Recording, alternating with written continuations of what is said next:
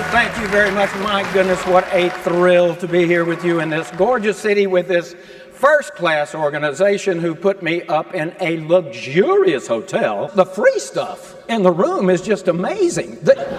You put that in your suitcase, they'll bring you some more the next day. That was right there in my bathroom. I couldn't believe it. These will fit into the overhead bins, by the way. Now, as she said in my introduction, I got through a horrific scare, and I decided I'd been kind of lollygagging, going after my cherished goals. And so I decided to go after them as directly and efficiently as I possibly could, which meant that I had to consult the experts. And after a while, I realized that they were basically all saying the same thing. So I condensed it down to a 7-step formula. Let's get right to it. Number 1, control your fears and stresses. And I'm just going to share with you my favorite technique for cutting my stress in half. And next thing I know, the plane is rolling down the tarmac. I'm getting something constructive done. I've turned a negative into a positive. Maintain a positive mental attitude. Identify a specific target. Let's think of one that we've all dealt with, sometimes another, myself included. I want to lose some weight.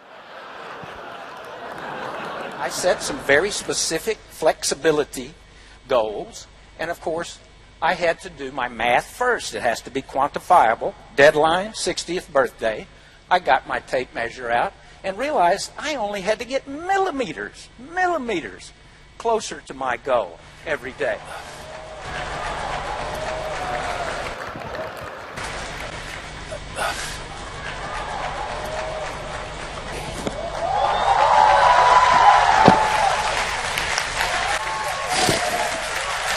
Thank you. You can get there. Millimeters. I am not looking forward to my next birthday.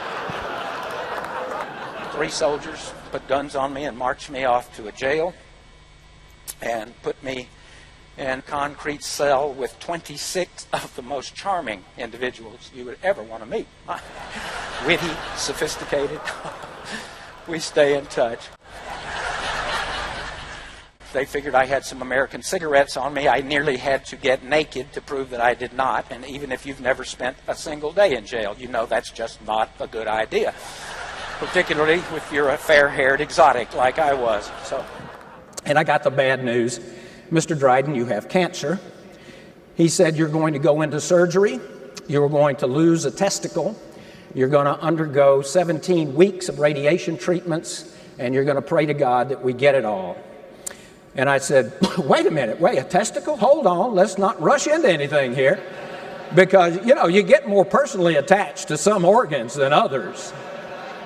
I don't even know what it would feel like to scratch my spleen, So I knew about the healing power of laughter. I was going to take no chances, folks. I got laughs from my doctor the day before the operation. He asked me if I wanted him to implant a plastic prosthesis so I would look the same.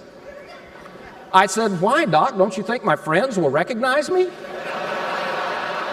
I'm not going to put a bunch of pictures up on Facebook, I can tell you.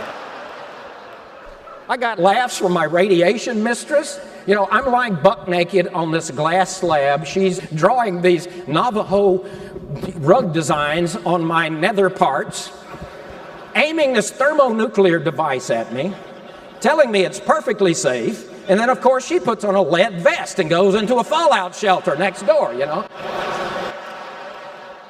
The radiation is going to sterilize me. I knew that. But we'd already had all the kids we'd intended to have anyway, so I got the crop in before I lost the farm,